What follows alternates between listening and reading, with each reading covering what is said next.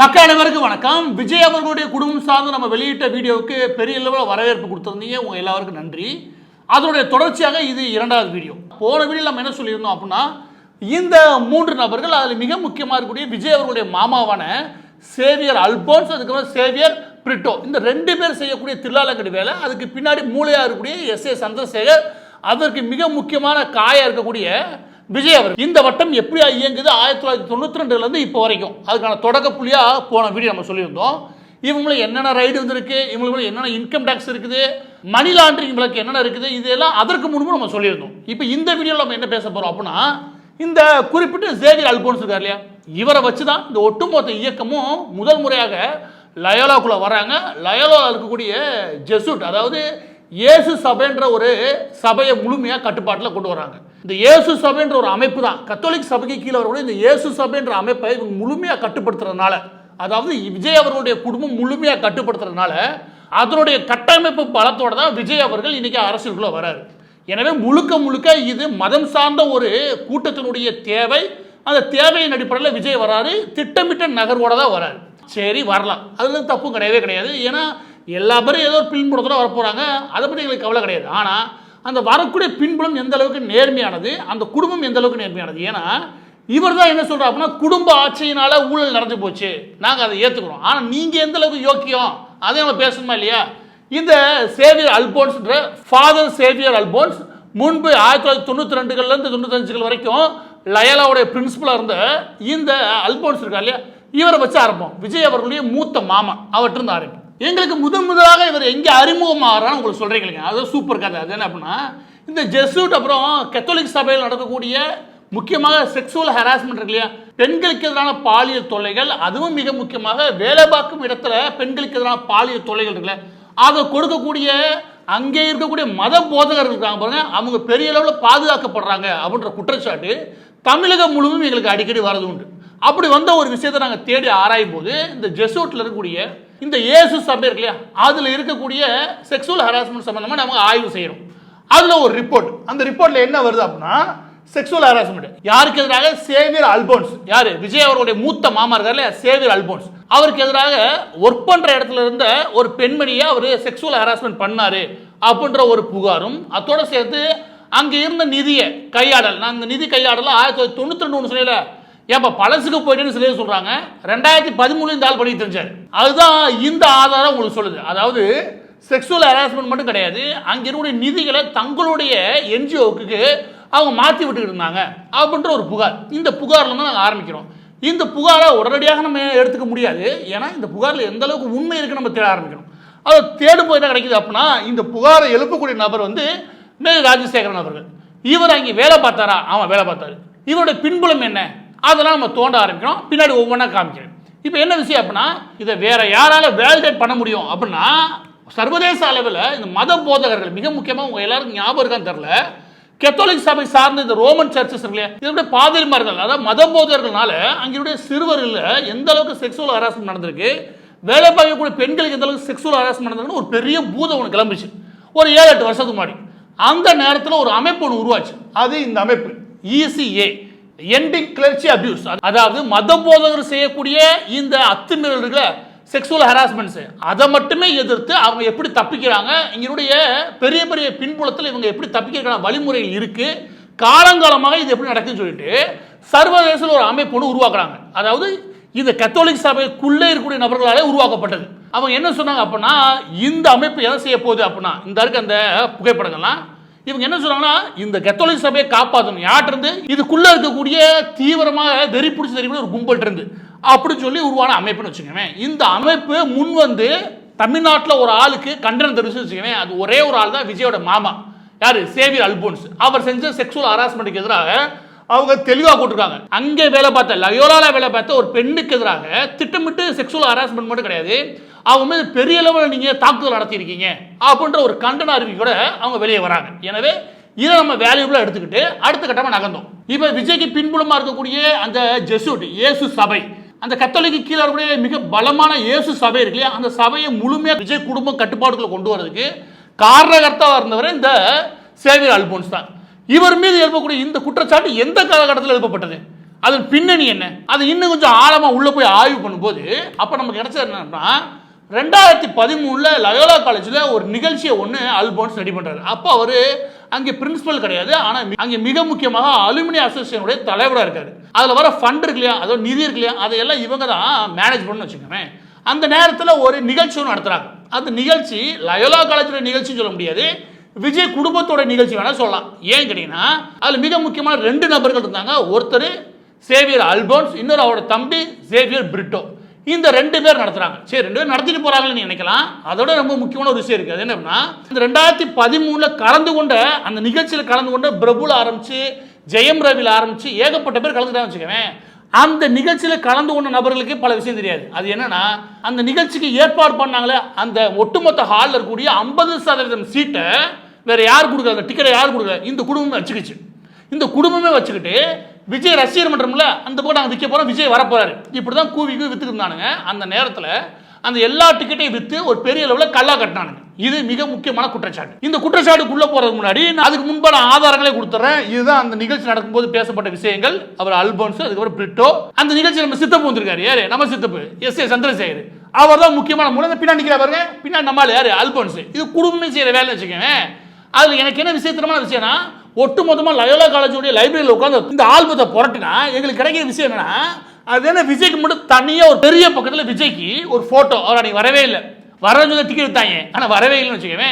வராத நபருக்கு ஒரு பெரிய ஃபோட்டோ போட்டு ஆஃப்டர் 1990s அப்படின்னு சொல்லி ஒரு முக்கியமான தலைவராக போட்டாங்க. அந்த தலைவர் வேற யாரும் கிடையாது, விஜய் தான். இப்போ என்ன விஷயம்னா அது லயோலா காலேஜ் அலுமினி, அதாவது அலுமினி அசோசியேஷன் நடத்துன்னு வச்சுக்கவேன். அங்கே படித்து வெளியேறி டிகிரி முடிச்சு போனவங்க வச்சுக்கவேன். இந்த ஆள் டிகிரியே முடிக்கல, டிராப் அவுட்டு. இவர் எப்படி உள்ள வராரு? அந்த ஒட்டுமொத்த ஆல்பம் தேர்ற எல்லாருமே டிகிரி வாங்கிட்டு வெளியே போனவங்க, எல்லாரும் அது முழுமையாக அவங்களோட கோர்ஸ் முடிச்சவங்க. இந்த ஆள் மட்டும் உள்ள கோர்ஸ் முடிக்காது. ஆனால் இவருக்கு தான் முக்கியத்துவம். அதோட ரொம்ப முக்கியம், இந்த குடும்பமே அந்த 50% சீட்டை விற்கிது. இதில் முதலாவது ஒரு பெரிய கல்லா கட்டுறாங்களா. அதுக்கப்புறம் இந்த ஃபண்ட் இருக்கு பாருங்க, முன்னாள் மாணவர்கள்ட்ட இருந்து ஃபண்டை கலெக்ட் பண்ணுறாங்க. அது சுமார் 6-7 கோடி வரைக்கும் அவங்களுக்கு வசூல் ஆகுது. அதில் 3 கோடி வரைக்கும் யார் வாயில கொண்டு போடுது அப்படின்னா வேற யாரும் கிடையாது, இந்த குடும்பத்து வாய்க்கு போயிருச்சு. அதாவது அல்போன்ஸ் நடத்தக்கூடிய ஒரு ட்ரஸ்ட்டுக்கு போயிருது. அதான் மிக முக்கியம். தனியாக இவங்க பர்சனலாக ட்ரஸ்ட்டு யாரு? விஜய் வச்சிருக்காரு, விஜய் மாமா வச்சிருக்காரு, விஜயோட எல்லா மாமாக்களும் வச்சிருக்காங்க, அவங்க அப்பா வச்சிருக்காரு. இது எல்லாத்துக்கும் எப்படி ஃபண்டு வருது நம்ம ஆய்வு பண்ணுறோம். அது எப்போ இருந்தோ வருது. அந்த ஃபண்டில் எது வழியாக வருது அப்படின்னா சில நேரங்களில் இப்படி வருது, சில நேரங்கள் லயோலா காலேஜில் சீட்டை விற்கிறாயில 7 லட்சத்துக்கு 6 லட்சத்துக்கு அந்த ஃபண்டில் வருது. இதையெல்லாம் தொடர குப்பை குப்பையாக வருதுன்னு வச்சுக்கோங்க. இதை எதிர்த்து அந்த நேரத்தில் யாருமே குரல் கொடுக்கவே இல்லையா அப்படின்னா அதுதான் அந்த முதல் ஸ்டோரியில் நம்ம லிங்க் பண்ணுது. அது என்ன அப்படின்னா இந்த ஒட்டுமொத்த நிகழ்ச்சியும் சரி, இந்த லயோலா காலேஜோட அலுமினி அசோசியேஷன் இருக்கு, அதை கோஆர்டினேட் பண்ணக்கூடிய நபரும் சரி, ஒட்டுமொத்த அட்மினிஸ்ட்ரேட்டர் யாருன்னா இந்த பெண்மணி. இவங்களோட பேரு அந்த ஒட்டுமொத்தக்கும் அட்மினிஸ்ட்ரேட்டராக இருந்தது இந்த லேடி மேரி ராஜசேகரன். நான் முத ஒரு ஆர்டி பதில அவங்க இவங்களுக்கு சண்டை பத்திக்கிச்சு. எதனால? ஏன் ஒரு நிதி ஒன்று வாங்குறீங்க, அந்த நிதியை வாங்கி இந்த லயோலா காலேஜ் சம்பந்தப்பட்ட விஷயத்தில் முன்னேற்றம் சொல்லிட்டு தான் அதோட முன்னாள் மாணவர்கிட்ட வாங்குறீங்க. அந்த முன்னாள் மாணவர்களும் கணக்கு வழக்கு இல்லாமல் காசு கொடுக்குறாங்க. அந்த காசை வாங்கி பாதியை வாயில போட்டது மட்டும் இல்லாமல் மீதியும் கொள்ளையடிக்கிறதுக்கு முயற்சி பண்ணுறீங்களா? இது நியாயமா? கணக்கு வழக்கு கேட்டதுக்கு இந்த அம்மா வெளியே அனுப்பிட்டாங்க. எப்படி? 2013 நடக்குது, 2013 இந்த அம்மா வெளியே அனுப்புறாங்க. வெளியே அனுப்பிட்டு எதுக்கு வெளியே அனுப்புற காரணம் கிடையாது, ஒரே நாளில் முடிஞ்சிருச்சு. கேட்ட ஒரு வாரத்தில் முடிஞ்சிருச்சு வச்சுக்கவே. முடிச்சு வெளியே அனுப்புறது மட்டும் இல்லாமல் எதனால வெளியே அனுப்பப்பட்டாங்க அப்படின்னு நம்ம பார்க்கும்போது இதுக்கு பின்னாடி இருந்தது விஜய் குடும்பம் தான். அதாவது இந்த ஜெசூட்ன்ற அமைப்பை கட்டுப்படுத்துறாங்களே இயேசு சபை, இந்த இயேசு சபையினுடைய கட்டளை கீழே தான் இவங்க வெளியே அனுப்புறாங்கன்னு வச்சுக்கோங்க. வெளியே அனுப்ப வேண்டிய தேவையும் அழுத்தமும் ஒட்டுமொத்த லயோலா நிர்வாகத்துக்கும் கத்தோலிக் சபைக்கும், எது தமிழ்நாட்டில் ஒட்டுமொத்த கத்தோலிக் சபைக்கே உருவாகுது. ஏன் இவங்க வெளியே அனுப்புறாங்க? வெளியே அனுப்புற போது என்ன சொல்றாங்கன்னா அவங்க ஒரு கான்ட்ராக்ட் எம்ப்ளாயி, அதனால வெளியே அனுப்பி இன்னொரு போய் சொல்லிடுறீங்க. நான் சரி அப்பாயின்மெண்ட் ஆர்டர் எடுத்து பார்ப்போம் அப்படின்னா அப்பாயின்மெண்ட் ஆர்டரில் எங்கேயுமே அவங்க கான்ட்ராக்ட் எம்ப்ளாயின்னு இல்லவே இல்லை. அதோட ரொம்ப முக்கியம் 2 வருஷம் வேலை பார்த்தா அவங்க பெர்மனன்ட் இருக்குது. இதில் கொடுமை என்ன தெரியுமா? இந்த குறிப்பிட்ட லேடி இருக்காங்க, இவங்க லயோலா நிர்வாகத்துக்கு கீழே வரக்கூடிய பிசினஸ் ஸ்கூல் இருக்கு இல்லையா, அந்த பிசினஸ் ஸ்கூலில் 10 வருஷத்துக்கு மேலே வேலை பார்த்தவங்க. ரொம்ப முக்கியம், லயோலாவுக்கு கீழே இருக்குல்ல Loyola Institute of Business Administration இல்லையா, இந்த கல்லூரியில் 10 வருஷத்துக்கு மேலே வேலை பார்த்தவங்க. அங்கேருந்து ரெக்கமெண்டேஷன் கொடுத்து தான் இங்கே நல்லா வேலை பார்க்குறாங்க. நீங்கள் அங்கே போய் வேலை பாருங்க, நேர்மையாக வேலை பார்க்குறாங்க. அங்கே அனுப்புனா அங்கே வசமாக மாட்டுறாரு, விஜயோடைய மாமா மாட்டிக்கிறாரு. அதனால இவங்க என்ன பண்ணுறாங்க, நமக்கு இவங்க ஒத்து வர மாட்டாங்க, நீ வெளியே போ. அங்கே நேர்மையாக வேலை பார்த்துட்டு இங்கே வந்து நேர்மையாக வேலை பார்த்துக்கு என்ன பட்டம், நீ வெளியே போய் அனுப்பிவிட்டான்னு வச்சுக்கோங்க. செக்ஸுவல் ஹராஸ்மெண்ட்டோட அந்த ஒரு வாரம் இந்த சேவியர் அல்போன்ஸ்னால பெரிய லெவலில் அவங்க வதைக்கப்படுறாங்க. அதுக்கப்புறம் வெளியே அனுப்பப்படுறாங்க. வேற விதையே இல்லாமல் அவங்க வெளியேறாங்க, கேள்வி கேட்டதுக்கு ஒரே ஒரு காரணத்தினால. இப்போ இந்த இடத்துல ஒரு போட்டு கொள்ளையடிக்கலாம் தெரியுது, இன்னொரு போட்டு அதை கட்டுப்படுத்தலாம் தெரியுது. இவங்களோட சக்தி என்னன்னு தெரியுதுல, இவங்களோட சக்தியோட உச்சம் என்னன்னு நான் காட்டவா? கேளுங்க. இந்த விவகாரம் இதோட முடியல. அதாவது அந்த லேடியை வெளியே அனுப்புனது மட்டும் இல்லாமல் அந்த ஒட்டுமொத்த குடும்பத்தையும் காலி பண்ணணும். அது ஒட்டுமொத்த குடும்பத்தையும் காலி பண்ணுறதுக்கு, அந்த லேடியை ஒட்டுமொத்தமாக அமர்த்துறதுக்கு, இவங்க மேற்கொண்டு கேள்வி எழுப்பிடக்கூடாது அமர்த்துறதுக்கு, அந்த லேடியை விட்டது மட்டும் இல்லாமல் அந்த லேடியோடைய மகன் இருக்காரு, கெனடின்னு ஒரு ஆள். அந்த கெனடியன் நபருக்கு போலீஸை வச்சு ஒரு என்கொயரி வைக்கிறாங்க. அதுக்கு ஆதாரம் இந்த இருக்கு. இதில் கவனிக்க வேண்டிய விஷயம் என்ன, இந்த ஒட்டுமொத்த விவகாரம் நடக்கிறது லயோலா காலேஜில். கரெக்டா? குடும்பம் இருக்கிறது சென்னையில். எங்கேருந்து வருது பாருங்க இந்த நோட்டீஸ். எப்போ 2013 5வது மாதம் வருது வச்சுக்கோங்க. எங்கேருந்து வருது? கோயம்புத்தூர் சிட்டிலேருந்து வருது. அது சைபர் கிரைம் பிரான்ச்லேருந்து வருது. சைபர் கிரைம் என்ன வருது, உங்களை பற்றி ஒரு ரிப்போர்ட் வந்துருக்கு, நீங்கள் நேரடியாக அப்பீர் ஆகுங்க, உங்கள்கிட்ட விசாரணை நடத்த வேண்டியிருக்கு அப்படின்னு வருதுன்னு வச்சுக்கோங்க. இந்த நேரத்தில் நமக்கே புரியாத விஷயம் என்ன அப்படின்னா, கோயம்புத்தூருக்கு இந்த குடும்பத்துக்கு என்ன சம்பந்தம்? கோயம்புத்தூர் இப்போ அவர் போனாரு, இதனால கோயம்புத்தூர்லேருந்து வருது, கோயம்புத்தூர்ல என்ன இவங்களுக்கு இன்ஃப்ளூயன்ஸு அப்படி தேடி பார்த்தா அங்கே ஒரு திடுக்கிடும் தகவல் ஒன்று வருது. அதே கேளுங்க. அது என்ன அப்படின்னா, அந்த நேரத்தில் அங்கே எஸ்பியா இருந்தது நம்மால் யாரு, ஏகே விஸ்வநாத் அவர்கள். ஏகே விஸ்வநாதன் அவர்கள் யாருன்னு கேட்டீங்கன்னா, நம்ம அல்போன்ஸ் இருக்காரு அவருக்கும், சேவியர் புட்டார்கள் அவருக்கும், விஜய் குடும்பம் அதுக்கும் ரொம்ப விசுவாசமா இருந்தார். இவர் அப்ப என்ன பண்ணிருக்காரு, அங்கே உட்காந்து எங்க கோயம்புத்தூர்ல உட்காந்துக்கிட்டு அல்போன்ஸும் விஜய் குடும்பமும் கேட்டுக்கிட்டது கிடங்க. யாருக்கு? கெனடிக்கு ஒரு சைபர் கிரைம் ரிப்போர்ட் ஒன்று வந்திருக்கு, நீ வந்து என்னை பாரு, அந்த குடும்பத்துக்கு ஒரு டார்ச்சர் பண்றதுக்கு ஒரு என்கொயரி நோட்டிபிகேஷன் கொடுக்குறீங்க. சரி, பின்னாடி என்ன அப்படின்னா, இந்த நோட்டிபிகேஷன் எந்த புகாரின் அடிப்படையில் கொடுக்கப்பட்டது, இது ரெண்டையுமே நம்ம கரெக்டாக லிங்க் பண்ணணும் இல்லையா அப்படின்னு கேட்டா, அதுக்கு தகவல்லாம் தேடி பார்த்தா என்ன வருது அப்படின்னா, போலீஸ் ஸ்டேஷன்ல என்ன சொல்றாங்க அப்படின்னா, ஆர்டிஐ போய் கேட்டா அவங்க என்ன சொல்றாங்கன்னா, நீங்க சொன்னீங்களா இந்த லெட்டர்ல இந்த குறிப்பிட்ட நம்பர்ல அந்த குறிப்பிட்ட தேதியில அந்த குறிப்பிட்ட ஃபைல் இருக்கு பாருங்க, அந்த ஃபைல்ல எந்த கம்ப்ளைண்ட்டும் இல்லைங்க. யாரு? கோயம்புத்தூர் போலீஸ் 2020 சொல்றாங்க. அப்ப இது ஒட்டுமொத்தமாக என்ன தெரியுது அப்படின்னா, விஜய் குடும்பம் என்ன நினைச்சாலும் நடத்த முடியும். எப்ப இருந்து 2013 இது எவ்வளவு ஆகுறாங்க, அது விஜய் குடும்பம் நீங்க நினைச்சிடாதீங்க. விஜய் குடும்பம் கைப்பற்றக்கூடிய அந்த ஜெசூட் அமைப்பு இருக்குல்ல, அதாவது இயேசு சபைன்ற அமைப்பு, அந்த அமைப்புடைய பலம், அந்த அமைப்புடைய பலத்தை தன் கட்டுப்பாட்டில் கொண்டு வந்தால் தன்னால் எதுவும் சாதிக்க முடியும் முதமே திட்டமிட்டாரு எஸ்.ஏ. சந்திரசேகர். அதனால கத்தோலிக் சபை கீழே வரக்கூடிய இந்த இயேசு சபையை மட்டும் பிரித்து தன் கட்டுப்பாடுகள் கொண்டு வரதுக்கான அதுக்கு எல்லா விதமான குளறுபடிகளும் பண்றாங்க. ஒரு குடும்பத்தை இந்த அளவு பண்றாங்கன்னா இவங்களை எதிர்த்து என்ன பண்ணிட முடியும்? லயோலா நிர்வாகத்துக்குள்ளேயோ இல்லாட்டி இந்த இயேசு சபைக்குள்ளேயோ இல்லை இந்த கத்தோலிக் சபைக்குள்ளேயோ இவங்களை எதிர்த்து என்ன பண்ணிட முடியுங்க?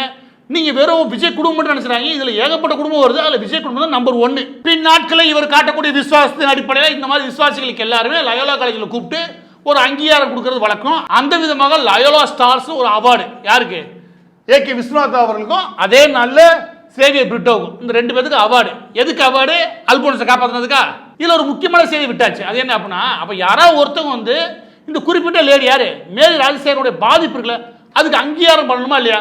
யாருக்கா அந்த காலேஜில் யாருமே முன் வரவே இல்லையா அப்படின்னா, முதலாவது என்ன தெரியுது அப்படின்னா, இந்த செக்ஷுவல் ஹராஸ்மெண்ட் சம்பந்தமாக விமன் கமிஷனர் நடத்திய ஆய்வின் அடிப்படையில் பார்க்கும்போது அவங்களுக்கு 64 லட்ச ரூபா ஃபைன் கட்டுக்கன்றாங்க. பின்னாடி கோர்ட்டில் இருக்கு, அது கூட போகிறோம்ல.